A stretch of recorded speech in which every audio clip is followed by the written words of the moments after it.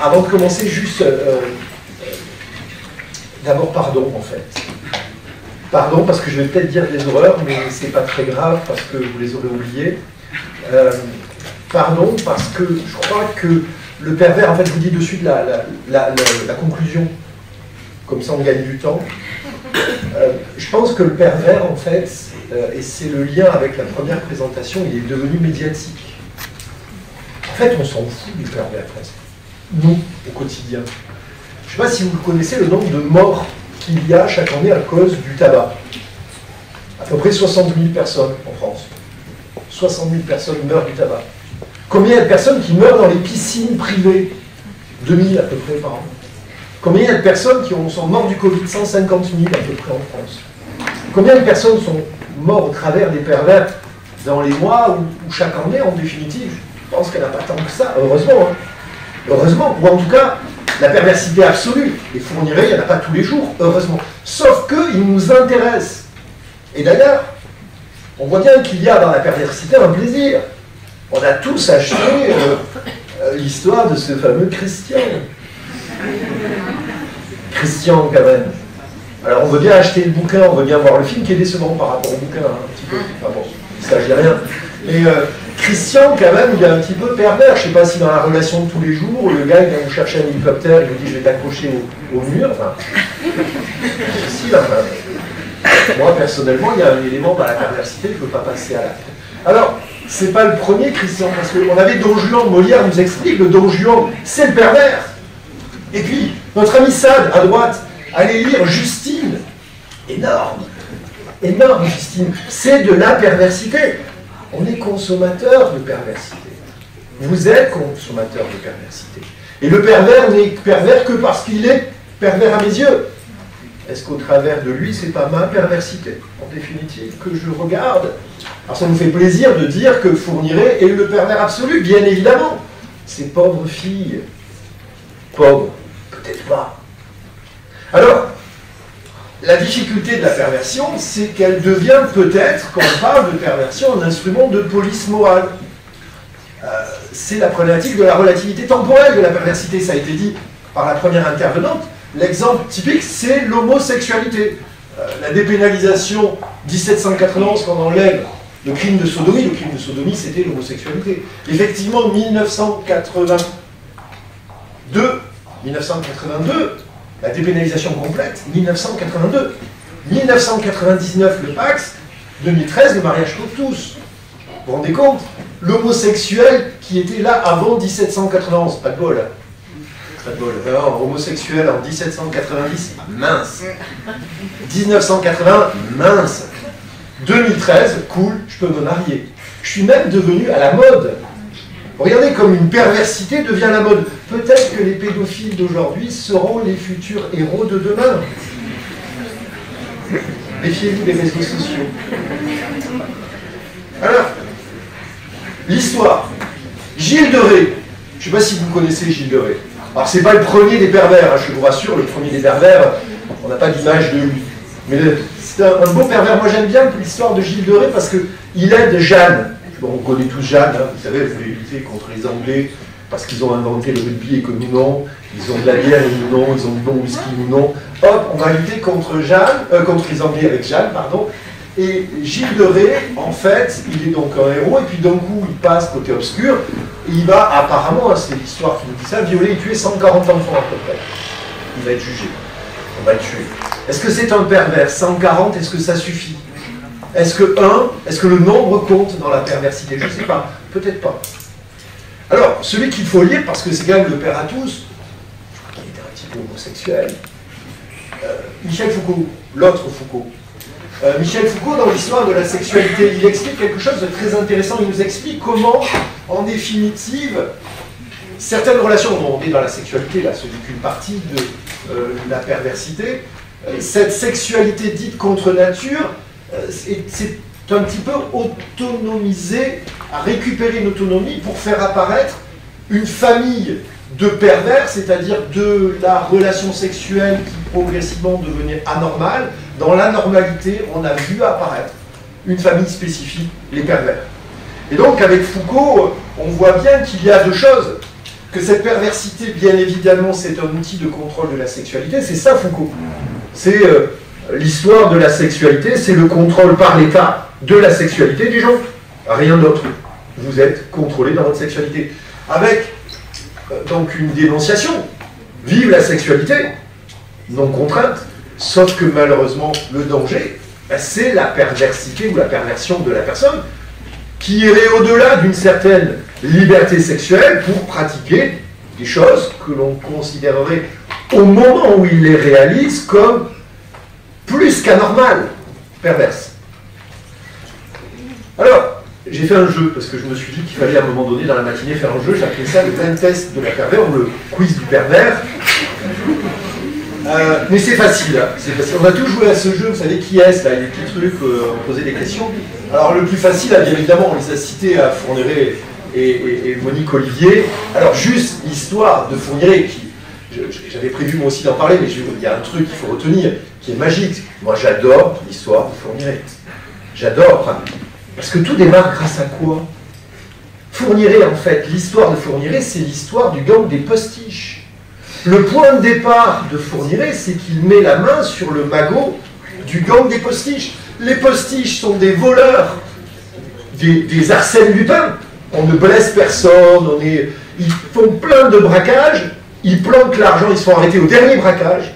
Fourniret, qui est un petit délinquant sexuel à la botte de sa perversité naissante, il est là pour 3 ou 4 ou 5 ans, je crois, d'emprisonnement. Il va en faire 3 pour agression sexuelle parce qu'il a commencé un petit peu à faire des trucs pas sympas. Il fait parler le co-détenu. Il sort, je synthétise, je fais de l'histoire TGV, il sort, il trouve la copine du détenu, hop, il la tue, bon là, et il récupère avec Monique Olivier le trésor, et grâce à ça, il va acheter son château, super, il n'a plus besoin de travailler, il peut enfin passer tout son temps à sa perversité.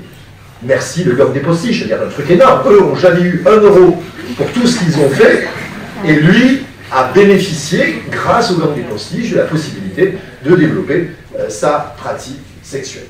Alors, d'autres, Nordal Lelandais. Nordal Lelandais, énorme, j'adore Nordal Lelandais. J'adore aussi la jeune femme qui a été prise il y a quelques jours, visiteuse de prison, première visite, relation sexuelle, dans le parloir sans séparation avec Nordal Lelandais. Elle ne le connaissait pas avant, est-ce que c'est pas elle la perverse en définitive? Je vais rentrer en contact avec quelqu'un que je ne connais pas, qui est en prison, qui est là parce qu'il a violé une petite fille, j'y vais, et mon seul objectif, c'est d'avoir une relation sexuelle avec lui, dans le parloir sans séparation, j'adore.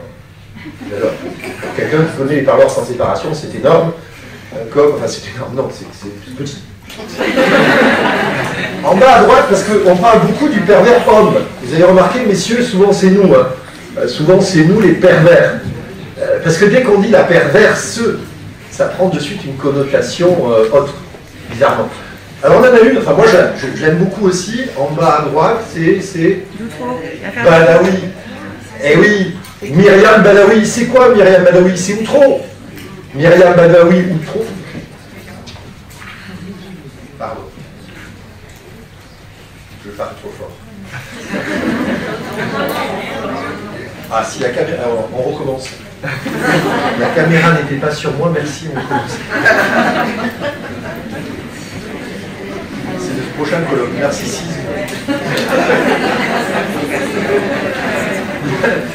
Myriam Badawi, rapidement, c'est Outreau. Myriam Badawi, c'est celle qui effectivement jouait avec les petits-enfants et qui va dénoncer tous les autres, c'est pas pervers ça.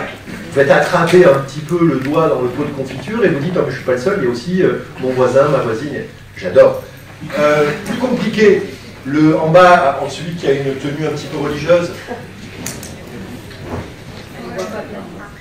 le père Prénat, qui a juste, alors là on ne sait pas, est-ce que, je relisais pour faire ce colloque les médias, on ne sait pas dans les médias s'il a agressé 3000 enfants, 300 000, donc, il a peut-être agressé 300 000 enfants, alors peut-être qu'il a fait 300 000 actes, en tout cas je ne suis pas sûr qu'il a agressé 300 000 enfants, sinon à Lyon, ça va aux yeux, je pense qu'il faudrait créer une zone de protection globale. Plus compliqué, alors j'ai pris une anti-sèche, celui qui est là, non, lui il est moins compliqué, parce que lui il est peu connu dans le monde des pervers, c'est Rameau, c'est l'histoire de la petite Angélique. L'histoire de la petite Angélique, alors lui, petit joueur, vous allez me dire une seule, a priori. Mais bon, c'est pas mal quand même. Hein. Donc vous voyez, les pervers, effectivement, ils sont connus, ils sont médiatisés, et ça donne un élément intéressant pour notre société. Alors, j'en viens maintenant à ce pourquoi j'ai été grassement payé ce matin. Vous parlez du pervers en droit, et en droit pénal. Alors, vous verrez, je fais beaucoup de ronds dans l'eau parce que j'ai absolument rien à vous dire, puisque le pervers n'est pas connu du droit pénal. Dans le code pénal, dans le code de procédure pénale, dans le code de la santé publique, il n'y a rien sur le pervers ou la perversion. Il n'y a pas d'infraction de perversion, il n'y a pas de circonstance aggravante de perversion, il n'y a rien. Nada, walou. Alors, du coup, vous allez me dire, au revoir. Non, parce que si dans le texte, dans les textes, il n'y a rien sur le pervers, on voit effectivement apparaître le pervers dans le procès judiciaire. Il n'existe pas dans la loi, mais il existe dans le procès. Il existe dans le litige judiciaire. On a vu apparaître il y a peu de temps, dans le divorce, le pervers narcissique. Celui qui fait du divorce a compris qu'aujourd'hui, tout le monde est pervers narcissique. Bon, il n'y a pas une personne, quand ils viennent au cabinet en disant « Bonjour, est-ce que vous faites des divorces ?» Alors, il faut dire « Oui. » Oui. Sinon, on dit « Ah, vous êtes pervers. Vous faites des divorces. » Oui, madame, oui, monsieur.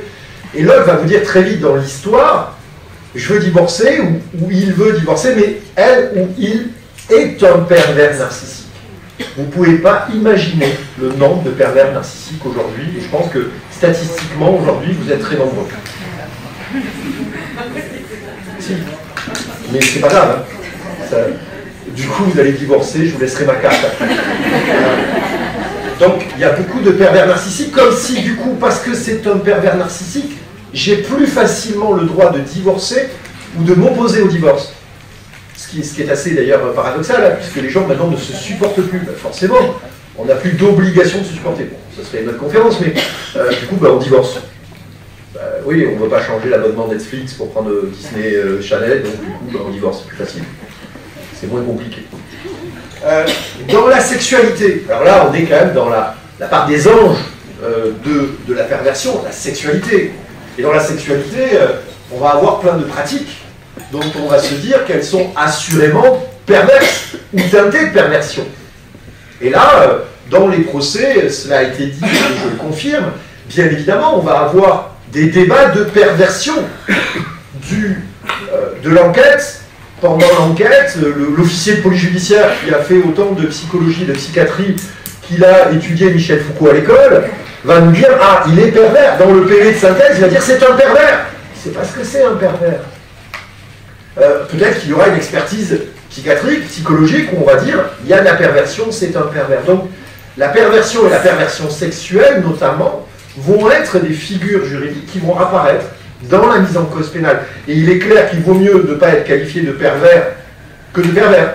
Dans le risque judiciaire, nous avons tous un risque judiciaire. Enfin, si vous pensez que votre vie est en danger, oui, nous avons tous un risque judiciaire très lourd, à tout moment. Il faut espérer que si un jour vous êtes mis en cause pénalement, dans cette mise en cause, qu'il n'y ait pas le label pervers. Vous imaginez dans l'autre partie de ma vie, je suis maître de conférence à la faculté de droit de Montpellier. Vous imaginez si un jour je suis poursuivi et qu'en plus le label, ça soit le prof pervers. Énorme. Donc le pervers apparaît progressivement. Alors, il apparaît aussi dans les décisions. Il apparaît aussi dans les décisions, et ça c'est très intéressant, parce que, alors j'ai un petit peu fait mes gammes, j'ai essayé de trouver dans les arrêts publiés, dans les décisions publiées, si le juge parfois se lançait à parler du pervers dans la décision pure. Eh bien non, jamais. Jamais. On invoque la perversion ou le pervers dans l'historique, dans l'énonciation des faits. Jamais on ne prend parti pour motiver une décision, au moins au niveau de sa rédaction, au travers de la perversité, ce qui est normal, puisque je vous ai dit, si vous avez entendu il y a quelques secondes, que juridiquement la notion n'existe pas. Donc en fait, elle est utilisée dans l'enveloppe factuelle, elle n'est pas utilisée dans la fixation juridique. Et ça, c'est très intéressant. Alors, De fait, on va bien voir que cette qualification de pervers ou de perversité va servir la décision. Alors comment? Comment? Tout simplement pour éclairer, on va le voir, l'infraction, et peut-être aider dans la fixation de la peine. Alors, au niveau de l'infraction, on va s'apercevoir de deux temps. Dans un premier temps, on va s'apercevoir que la perversion va permettre peut-être plus facilement de caractériser l'infraction. Et on verra dans un deuxième temps, mais c'est plus compliqué, ou du moins juridiquement plus compliqué à établir, que la perversion permettra à caractériser l'intention du délinquant, permettant de reconnaître sa responsabilité. Alors d'abord, dans l'infraction, et plus précisément, la perversion comme catalyseur de l'infraction. Là, on est dans un schéma où j'ai une infraction, l'individu réalise ses faits, et on va utiliser la perversion de cet individu pour dire, regardez, les faits sont constitués parce qu'ils ont été réalisés de façon perverse. L'exemple le plus prégnant, il y en a deux, le plus prégnant c'est celui-ci, c'est la corruption de mineurs. C'est un texte assez incroyable, je vous l'ai recopié, c'est l'article 227-22, alinéa 1er, inliné, donc vraiment le début du texte du Code pénal. Le fait de favoriser ou de tenter de favoriser la corruption d'un mineur est puni de 5 ans d'emprisonnement. Une fois qu'on vous a dit ça, on est bien aidé. Favoriser la corruption d'un mineur, ça veut dire quoi? Moi, personnellement, je suis juriste, je ne sais pas trop. On a une délimitation juridique très imprécise. Volontairement imprécise, d'ailleurs. Parce qu'en étant imprécise, on va pouvoir éclairer la qualification par une circonstance qui peut être la perversion ou le fait d'avoir été réalisé par un pervers. Et donc, on va être dans un scénario très complexe, d'une infraction, ce sont essentiellement des infractions à connotation sexuelle, bien évidemment. On va avoir une situation où on aura un majeur et un mineur qui sera consentant. Consentant. Le problème du consentement. Alors, on essaie de nous faire croire, petite parenthèse, que le consentement, c'est à 12 ans, à 13 ans, à 15 ans, à 16 ans, à 18 ans. Non. En matière de sexualité, l'oiselle trompe qui peut. Non. En matière de sexualité, trompe qui peut. Non. Bon, d'accord. Pensez que vous êtes donc consentant à la sexualité. Ma problématique, c'est quand je vais avoir un mineur qui a 15, 16, 17 ans, qui est consentant à un acte sexuel. Je ne vais pas pouvoir utiliser une qualification d'atteinte sexuelle ou d'agression sexuelle parce qu'il y a son consentement. Et aujourd'hui, ça sera d'autant plus compliqué qu'avec les réseaux sociaux, les mails, il aura tracé à l'adulte, oh, je t'aime, j'ai envie de toi, j'ai envie que tu fasses ceci, je veux faire ceci, je veux... Et qu'à l'audience, quand vous allez vous retrouver face à l'avocat de la défense de l'adulte, il vous dira, mais je suis désolé, la jeune fille ou le jeune garçon, regardez ce qu'ils ont écrit, et vous ne pouvez pas dire qu'il y avait atteinte sexuelle ou agression sexuelle. Donc c'est la corruption sexuelle, du mineur qui va être utilisée. Et on va utiliser la perversion pour caractériser cette corruption, c'est-à-dire dépasser le fait que l'enfant était consentant, pour montrer que l'adulte a mis en place une stratégie de perversion dans la relation. Deux exemples.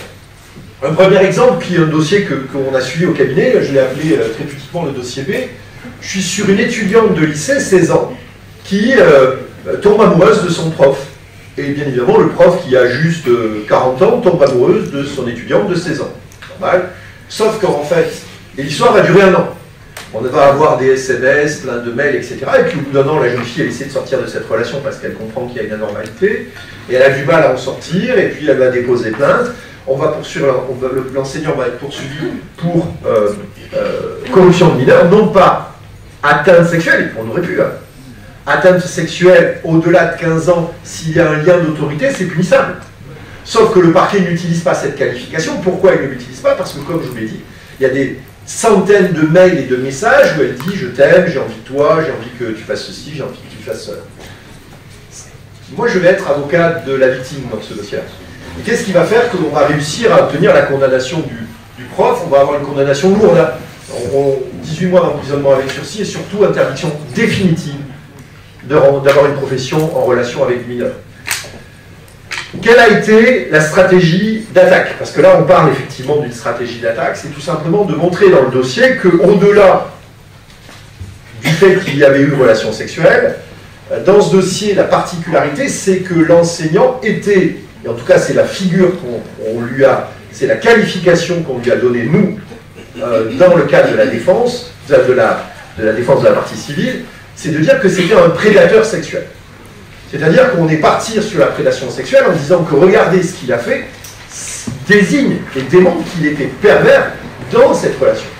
L'utilisation de l'alcool pour forcer les relations sexuelles, l'utilisation des films pornographiques pour favoriser la relation sexuelle, utilisation de pression psychologique, utilisation d'un certain comportement, et puis le monsieur nous a aidés puisqu'on a trouvé dans son ordinateur aussi plein de petites choses qui étaient intéressantes. Et donc, on a réussi à obtenir la condamnation en jouant de cette qualification de perversion. Mais ce que je suis en train de vous dire doit vous faire peur, parce que ça veut dire que de l'autre côté de la barre, mon confrère a été très mauvais. Parce que mon confrère aurait dû empêcher cette condamnation. Et vous voyez, en définitive, la condamnation, elle était liée par pervers, pas pervers. On a été plus convaincant.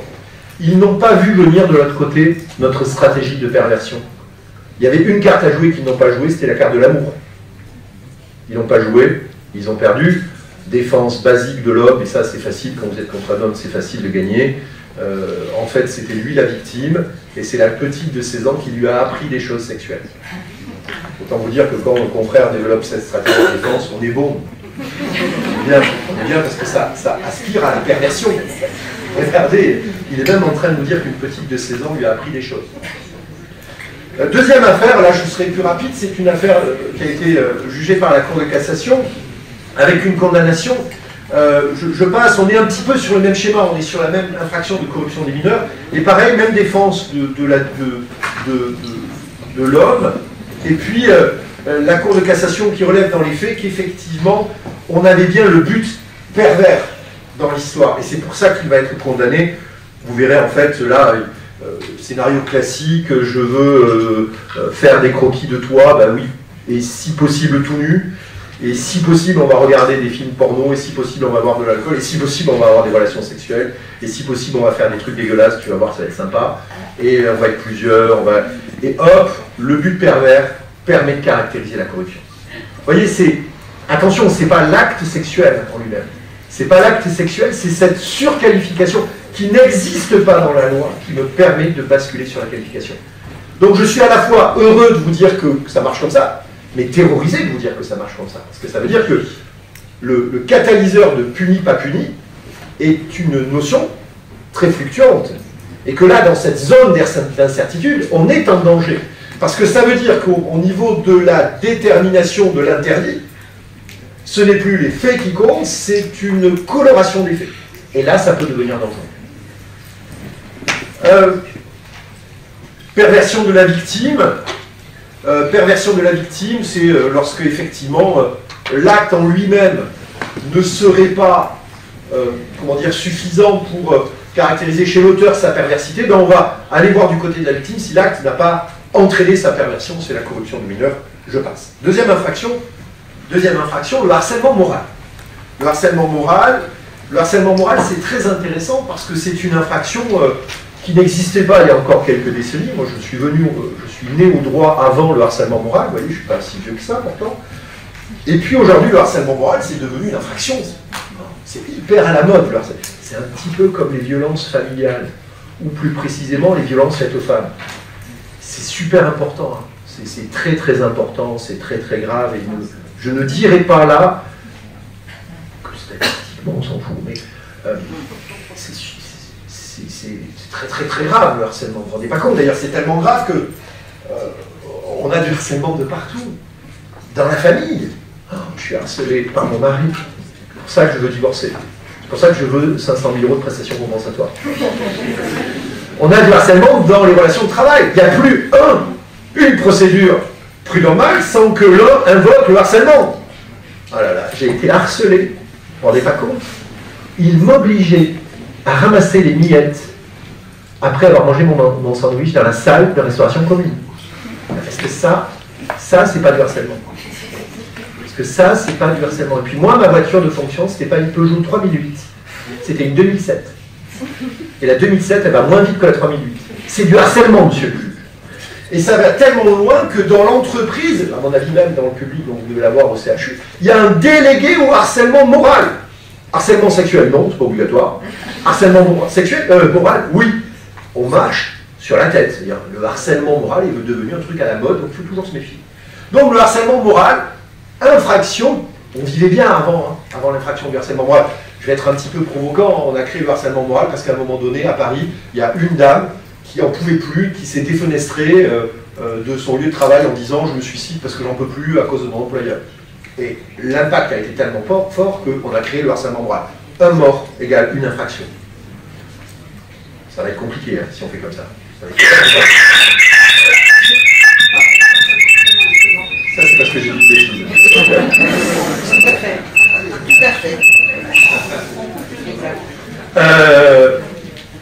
Donc le harcèlement moral, on va l'incriminer. On l'incrimine à l'article 222-33-2. Je vous rassure, il n'y a plus un texte de harcèlement moral, il n'y en a pas deux, il n'y en a pas trois, il y en a une palanquée.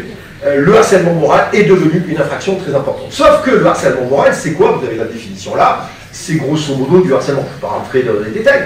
La problématique, c'est que, comme toutes ces infractions, ce n'est pas les situations extérieures qui posent problème. La grosse pratique de harcèlement, elle ne pose pas de difficulté, c'est du harcèlement. Ce qui n'est pas du harcèlement n'est pas du harcèlement. C'est toujours les zones frontières, vous savez, c'est les zones de friction qui posent souci. Ce matin, mes étudiants de master sont en train de visiter la prison des Baumettes, à Marseille. Je leur ai tellement fait peur pour qu'il n'y ait pas de retard qu'ils sont partis à 5 h du matin en voiture de Montpellier. Ils m'ont envoyé la photo. Est-ce que c'est pas du harcèlement? Est-ce que c'est pas du harcèlement? Est-ce que je suis dans une zone... Et si demain, l'étudiant va voir un psychiatre ou un psychologue, en lui disant, là, vous ne vous rendez pas compte, je mange plus, je dors plus, quand je vais en master avec M. Sautel, j'ai des sueurs froides, j'ai des idées de mort. Alors le harcèlement moral, bien évidemment, lui aussi, comme c'est une infraction complexe à établir, juridiquement, eh bien on va pouvoir l'établir avec, peut-être, la notion de perversité. Alors là, vous avez un exemple où on vous dit non, il n'y a pas harcèlement moral, parce qu'effectivement, il n'y a pas de perversité. Je passe, hein. Je passe. Deuxième cas, harcèlement moral, oui, parce que perversité, vous voyez, au motif central que l'exceptionnelle gravité de l'infraction, son caractère pervers, tac, tac, tac, permet de qualifier. En fait, dans le harcèlement moral, si vous avez la carte perversité, perversion, pervers, vous avez une chance. Une chance supplémentaire de faire qualifier le harcèlement. Au contraire, si vous n'avez pas cette carte-là, à mon avis, vous aurez du mal à faire qualifier. Sachant que l'ambiguïté du harcèlement moral, c'est qu'il y a un harcèlement moral pénal et un harcèlement moral social. C'est-à-dire que l'analyse entre la chambre sociale de la Cour de cassation et la chambre criminelle ne sont pas les mêmes. Ce qui montre toute la difficulté de ce type d'infraction. Alors, ce qu'il faut retenir, c'est cela, c'est que la perversion va parfois permettre de caractériser ou de ne pas caractériser certaines infractions qui sont par nature complexes. La corruption de mineurs, par exemple, le harcèlement moral. Deuxième situation, et c'est un petit peu plus rare et un petit peu plus compliqué, c'est lorsque la perversion va être identifiée dans l'intention de l'individu. Où on va dire que l'individu a une intention perverse, c'est-à-dire que ce n'est plus tellement l'acte en soi et l'environnement qui va être traité de perversité ou de perversion. C'est le diagnostic chez l'individu d'une intention perverse. Il y a peu d'affaires en fait. Il y a peu d'affaires où on va vers cette situation-là, parce qu'on sent bien de la part des juges que c'est un petit peu casse-figure que de mêler les deux, puisque l'intention en droit pénal est l'élément le plus fort. La matérialité, on s'en fout. Ce qui compte, c'est l'intention. Alors, une décision de 2017, très intéressante, on retrouve toujours un petit peu la même chose. Hein. C'était, je crois, un éducateur qui, vous voyez, avait essayé d'aller caresser un petit peu les fesses et les seins, un petit peu. L'embrasser aussi, je crois, d'une petite de 17 ans. Et donc, il va être d'abord condamné par le tribunal correctionnel, relaxé par la Chambre des appels correctionnels, pour revoir en cassation, et la Cour de cassation va casser l'arrêt de relax de la Cour d'appel en disant non, non, vous ne pouvez pas relaxer sur ce que vous avez caractérisé, Et la Cour d'appel avait dit, il n'est pas pour autant démontré qu'il ait agi avec une intention perverse. En fait, la relaxe devant la Chambre des appels correctionnels avait été fondée sur cette notion d'intention. On ne niait pas qu'il avait touché les fesses, qu'il avait touché les seins, qu'il avait fait tout ce qu'il ne fallait pas. Petite de 17 ans, donc vous voyez, je retombe sur ma problématique de... Forcément, il y avait un consentement qui s'était mûri. Et toute la question, c'était l'anormalité. La normalité de la situation... Est-ce que la situation est anormale? Je ne sais pas. En revanche, au niveau du tribunal correctionnel et ce que nous dit la Cour de cassation, c'est qu'on ne peut pas dire que c'est l'absence d'intention perverse qui désactive la qualification. Ce qui veut dire quoi? Ce qui veut dire qu'au contraire, ça veut dire qu'il va falloir peut-être mieux observer les faits et vérifier si dans l'intention de l'individu, il n'y avait pas que la volonté, pardon, ce que je disais tout à l'heure, j'ai de l'affection pour cette jeune fille, s'il y avait au-delà de cette affection, autre chose, peut-être de la perversion. Et dans ce cas-là, c'est condamnable. Donc vous voyez, cette perversion dans l'acte et dans l'infraction interviennent, et dans l'intention, pardon, interviennent de façon annexe, avec cette vraie remarque que vous devez, à mon avis, retenir, c'est que tout cela, en définitive, est relativement dangereux. Tout cela est relativement dangereux parce que ça veut dire que le catalyseur de la condamnation est particulièrement aléatoire et que la zone frontière de friction entre autorisé et pas autorisé est complexe, et ce diagnostic de pervers ou de perversion qui va être donné par l'expert psychiatre ou par les médias pourra permettre de basculer dans un sens ou dans l'autre. Au niveau de la peine, pareil, rien à relever, il n'y a pas d'aggravation de la pénalité lorsqu'elle est réalisée sur une situation de perversion. Le principe, c'est que le juge est libre de prononcer la peine en France. Alors, là aussi, il y aura notre débat. Le pouvoir qu'on donne comme ça à un magistrat de fixer une peine entre 0 et un montant maximum. Ça pose une vraie difficulté. Hein. On va se dire les choses, ça pose une vraie difficulté. Et donc, est-ce que la perversion incite le juge à condamner plus, c'est-à-dire comme c'est entre 0 et le maximum? Est-ce que si, dans le dossier, on me dit que Olivier Sautel est un pervers, est-ce qu'au lieu de lui donner une peine de 2 ans, je vais lui donner une peine de 3 ans? Alors, oui, certainement. Oui, certainement, le juge, il est comme vous et comme moi. Si on dit il est pervers, je dis, ah, il est pas sympa quand même. Donc on a tendance à mettre un petit peu plus. Non, peut-être que non d'ailleurs. Peut-être que non, parce que ça voudrait dire qu'il y a une sorte de moralisation de la justice. Pourquoi le pervers il prendrait plus? Qu'est-ce qui fait que le pervers prendrait plus? Pourquoi? Pourquoi? Au même fait, j'ai une relation sexuelle avec une petite de 16 ans, je suis pervers, je prendrai plus que mon voisin qui a eu la même relation avec une fille du même âge, qui lui ne serait pas diagnostiqué pervers et prendrait moins. Pourquoi? C'est un petit peu la normalité du droit pénal français. Hein. C'est plus grave d'aller violer sa femme que de violer la voisine. On va qu'on m'explique ça quand même. Vis-à-vis de la voisine. Rassurez-vous, c'est pas ma femme que je viole. On marche sur la tête. Hein. Et le danger, c'est d'un juge, mais là je ne veux pas dire des méchancetés parce que je sais que je suis télévisé et qu'à tout moment, et peut-être dans la salle, il y a des juges, donc je ne dirai pas du mal des juges, j'adore les juges. Vous êtes des personnes extraordinaires. Puis il y a autant de malades mentaux chez les juges qu'en dehors. Hein. Et de pervers, il y a autant de pervers chez les juges qu'en dehors. Donc mon juge, il peut être dans l'émotion, mais il peut être lui aussi pervers en disant que caresser les pieds de sa collaboratrice, c'est ma foi tout à fait normal. Lui d'ailleurs, il demande à la greffière depuis longtemps, elle ne veut pas, elle ne comprend pas. Puis ça peut être un juge très catho-religieux qui dit ah non, mais qui dès qu'il voit le bout d'un sein commence à rentrer en phase d'inquisition. Ça peut être aussi le juge qui est pétri par l'émotion. Et on le voit dans les affaires qui concernent les enfants. Dès qu'il y a un enfant, alors là c'est mort. Il y a un enfant. Oh, les enfants. Non. L'enfant. Donc, vous voyez, dans le prononcé de la peine, peut-être que la perversion, elle peut avoir son rôle à jouer. Dans l'aggravation, normalement, elle ne joue pas non plus. Dans l'aggravation, je vous ai mis un exemple d'aggravation de l'agression sexuelle. On est les champions du monde en France de l'aggravation des peines. On aggrave pour tout. Pour tout. Et donc, il n'y a pas l'aggravation de perversion. Ça peut être arrivé. Hein. Mais en tout cas, on a des situations très objectives qui permettent d'aggraver. Et la notion de diagnostic de perversion ne viendra que éclairer une de ces aggravations. Est-ce que la perversion permet de sanctionner plus? Non. Normalement, elle permet parfois de sanctionner plus, mais en tout cas pas de façon automatique, et pareil pour la génération. Alors pour conclure, et pour tenir les délais, du côté du droit, retenons que le pervers il est totalement inconnu. Bien entendu, vous comprenez pourquoi on est dans cette phase de négation du pervers.